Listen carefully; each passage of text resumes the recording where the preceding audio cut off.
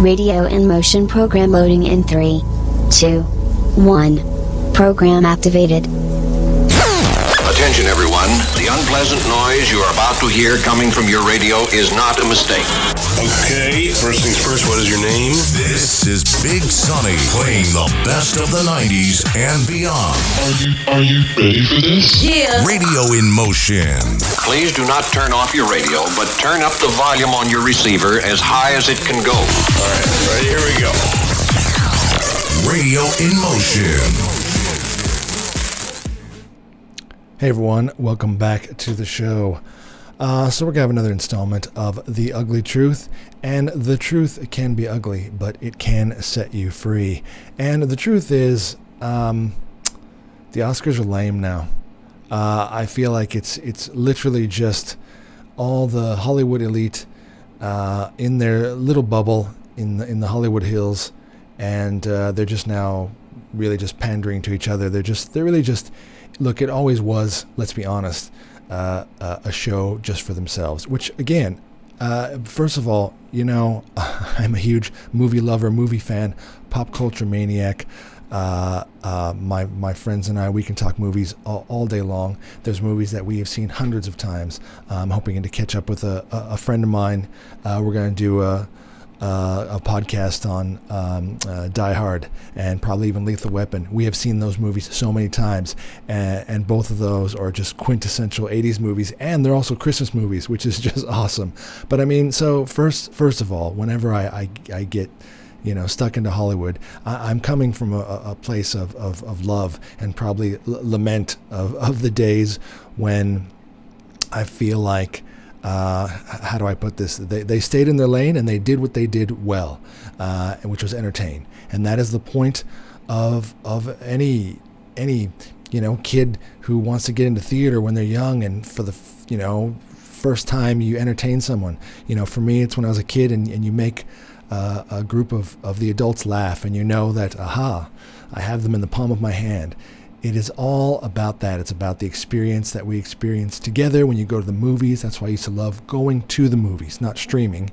Going to the movies, and it's so exciting to experience the same level of an emotional response with complete strangers, but the movie makers, the actors, the directors, the writers, the composers, you know, this perfect piece of art and storytelling has culminated in the perfect chemical mixture, and the whole audience laughed, the whole audience cried, the whole audience gasps. So I'm telling you, whenever I get stuck in to these sort of things, it sounds like, you're just having a go at them.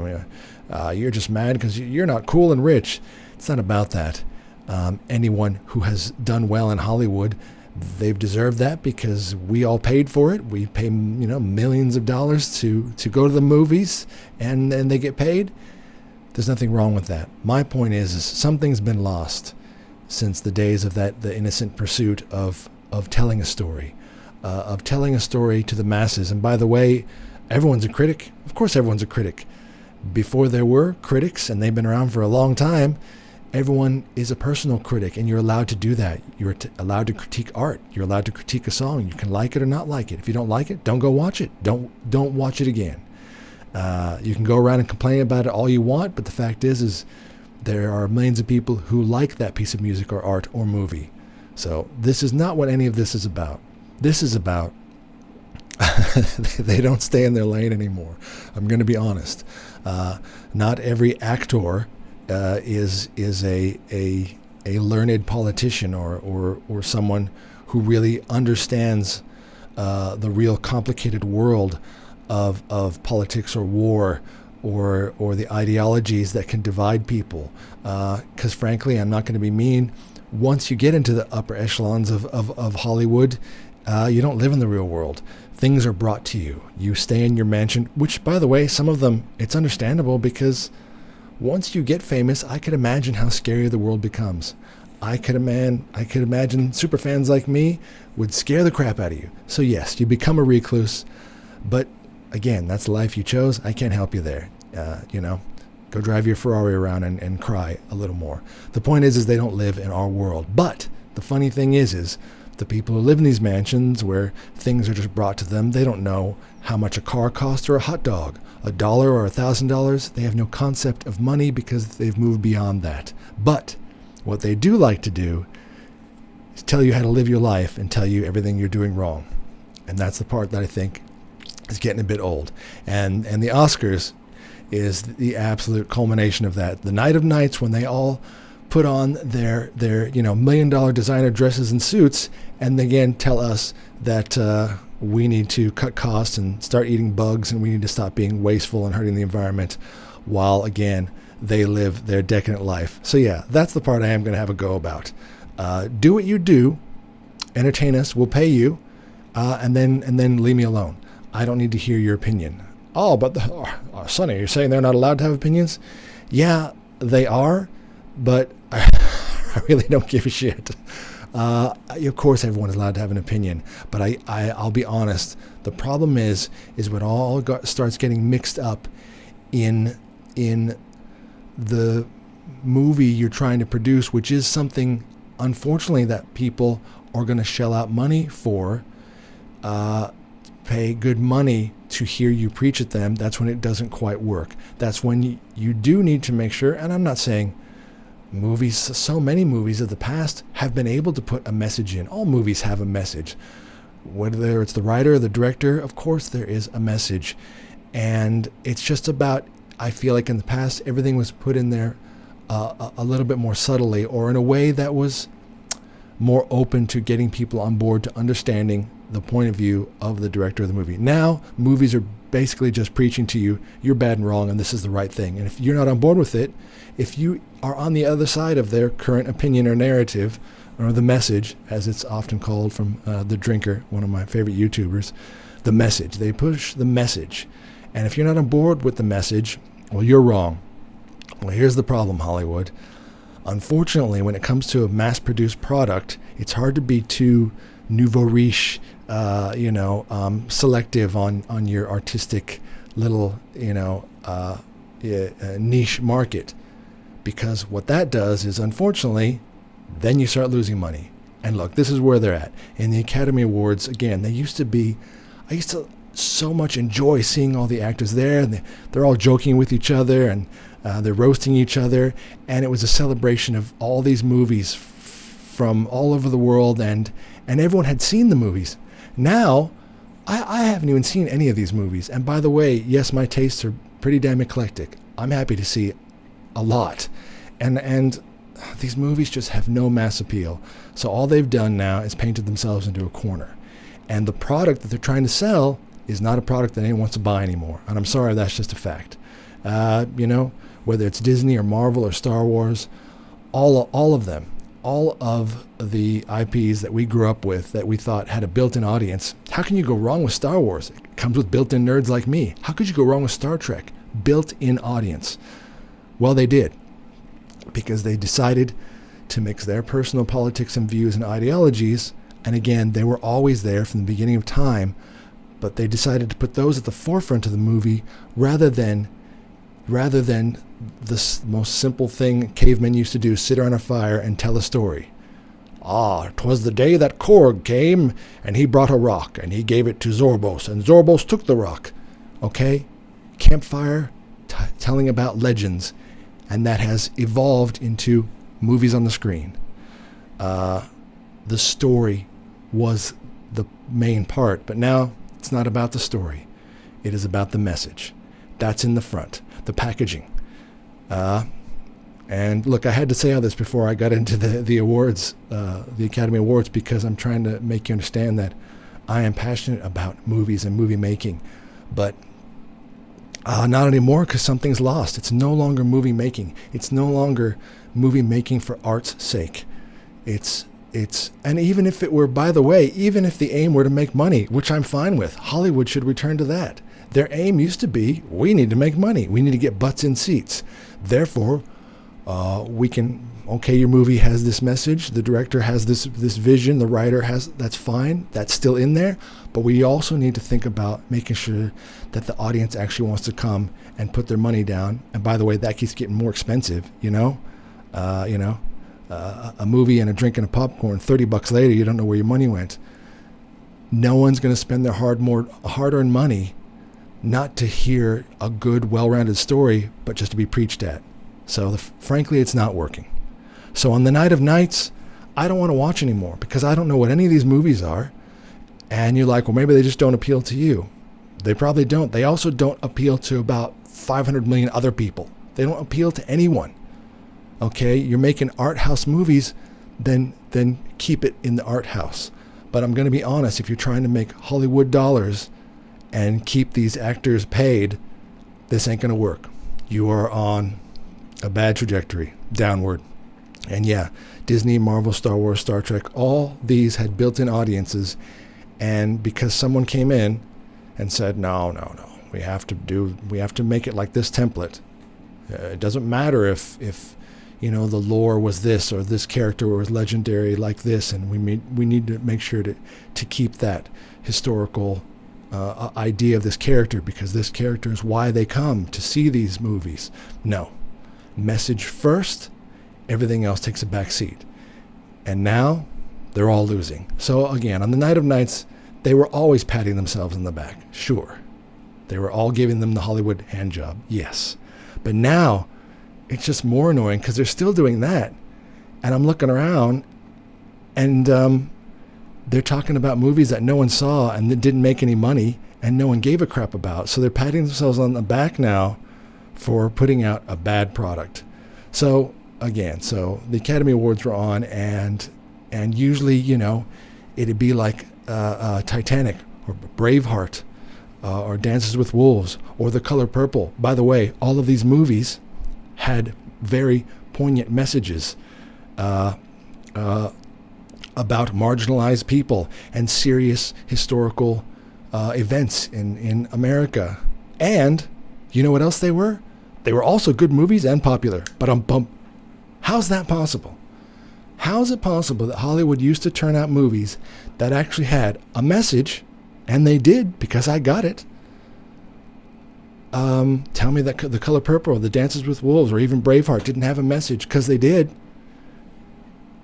And still, they were entertaining to the masses, enjoyable, memorable scenes talked about to this day, part of pop culture history forever.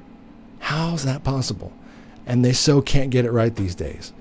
So again, you see some of the old Hollywood stars.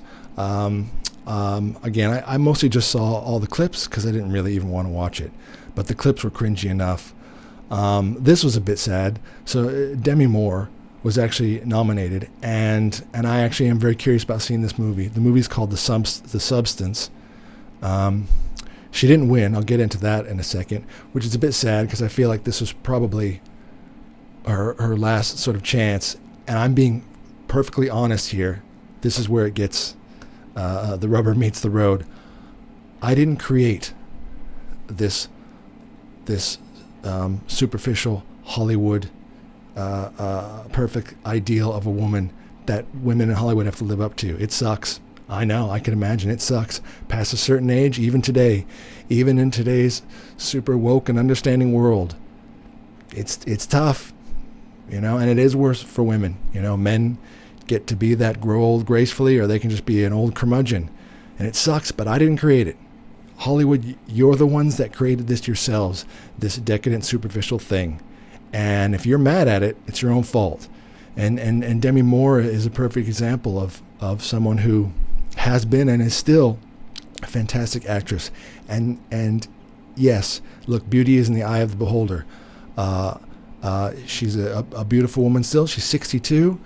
But here's the thing that's ironic. The movie that she was nominated for, called The Substance is all about the pursuit of the superficial, to stay young and to look beautiful at all costs, even at your own, I think, soul or mental stability.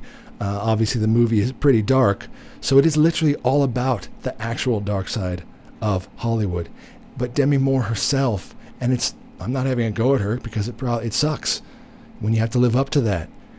She herself, she has fallen victim to coming out, and she's got like big giant puffy cheeks and filler, and it's like, Someone was saying maybe it should not be Demi Moore, but Demi less, as in, you know what? There are plenty of women out there. Again, sometimes it just comes down to genetics, and I know I'm just a terrible man commenting on women's looks, but I'm saying you can grow old gracefully. You can not fight it so hard that it's artificial and chemical. And I don't care if you're the best plastic surgeon in the world. People get botched jobs all the time. And Demi Moore, again, sometimes when you see someone, and it's shocking, okay? It's shocking. When someone has had obvious plastic surgery, I'm sorry, there's just no hiding it, okay? Maybe you can get a little nip and a tuck, maybe get the crow's feet. But when you get giant puffy cheeks and your face is all rounded and you just can't move, even get a little Botox, but don't Botox so that your face is frozen. So Demi Moore, it is ironic, she has fallen victim to the same thing that this movie that she was nominated is about, called The Substance, and she didn't win, which is a bit sad because, again, I feel like because of her age, unless she gets that perfect role as the snarky grandma, I'm not sure what she's going to do, because that's not necessarily her shtick in Hollywood. But again, I do hope the best for her or any actress who is aging in Hollywood, because it's a tough gig. It's the deck is stacked against you, and again, Hollywood, you created your own devil in doing this. But she lost out to apparently a movie that swept all the awards, called Honora, and it's about a sex worker. So that certainly appeals to the modern message these days. So it won Best Picture and Best Director. And look, again, I haven't seen it. I don't know anyone who has. I'm not going to judge it because I would never talk about a movie that I haven't seen. But I'm just saying it is interesting that this movie won out, and obviously Hollywood maybe it was looking too closely in the mirror when the movie The Substance it hit home a little too close to home. But yeah, that was a bit sad. Another very awkward, cringy moment. We saw Whoopi Goldberg and Oprah Winfrey out on stage, and they were honoring the late great Quincy Jones, obviously talented beyond belief, and linked with the movie that I mentioned before, The Color Purple. And now anyone who hasn't seen it, I can't help you. Everyone's seen that movie. Anyway, it is a fantastic movie. But when I think about the movie, yes, I do know Oprah Winfrey was in that. But as much as Oprah has had sprinklings of being in movies, I still always think of Oprah as the queen of television. But Oprah, you got to watch her. She can be a little bit narcissistic. She does always make it all about her. And I'm sorry, this is apparent a lot of times, especially when she's around someone else. When she was on stage, she started talking about Quincy Jones, and she said, and that was I was discovered by him, and I was in that movie and being discovered for that movie. Now I'm going to be honest, Whoopi Goldberg won the award for that movie. Whoopi Goldberg, she was the main character in that movie. So when I think about The Color Purple, I do immediately think of Whoopi Goldberg, and Oprah was in it. A great part, Danny Glover too. But let's face it, it's Whoopi Goldberg's breakout role, and Whoopi Goldberg actually did kind of she stood back and said, oh yeah, you were in it, and me too. She did it kind of like a piss take, and I think she was a little bit offended by that. But that just goes to show you, even in Hollywood, they have little rivalries among themselves. And that was a full awkward moment between those two. And it also reminded me, I'm so tired of seeing Whoopi on The View, and that show in general is nauseating because, again, it only has one view, which is annoying. The show would be wonderful if it actually allowed other perspectives, but it doesn't. I'm not going to go into that. But, it reminded me that Whoopi Goldberg, damn it, she is an amazing actress, and I wish she would just get back into that or have stuck with that. There I think, and not just roles like Ghost, but I remember when she was doing comedies and Jumping Jack Flash, movies like that. I'm just saying, she also has quite a talent to capture the audience and entertain them, and it doesn't always have to be about political discourse. If that's what she's into now, that's fine. But I hope she realizes the talent that she has, and I hope she's able to discover it again. That's all I'm saying. Like I say, Whoopi Goldberg annoys the crap out of me on The View, but people can have personal differences. But, I'm able to separate, the actress from her personal views. And that's, by the way, anybody in Hollywood. And it's getting harder and harder to do. This is what I'm talking about, because they're fusing so much, the political views, which, frankly, they may or may not even actually be that passionate about. I feel like they pick a thing and they stick with it. But it gets so mixed up, and people find it hard to separate the person's eccentric views from the actor on screen. You know what I mean? You're supposed to believe that they have taken that role. They become that person. And that's what's so amazing about actors. And look, Whoopi Goldberg, I think she's one of those. I think she should get back into that. They did a memoriam. It was quite sad. Obviously, we just lost Gene Hackman recently. That's massive. He is home in Santa Fe with his wife and his dog, still quite sad and strange. I hope nobody suffered, but yeah, Gene Hackman, just amazing presence on screen, and he was on my radar, but I tell you, this worries me because I feel like there's so many other actors and actresses that I'm just, as I get older, it's making me feel older because they're on my radar. Clint Eastwood, God love him. I hope he lives to be 120, but he's on my radar. Every time I see a Clint Eastwood tribute, I feel like, I check the news. So yeah, Gene Hackman was also getting up there. Again, 95. That is quite a life. But yeah, that's about all I have to say about the Academy Awards anymore. It really is just a show where they all come out and they preach to us and tell us how we're our little pointless lives and our little minds are just not competent enough to comprehend how we're all bad and ruining the planet, and everything we do is bad, and we need to listen to them no matter what the view is. And it's just getting old. I wish it could just go back to the days of entertainment again.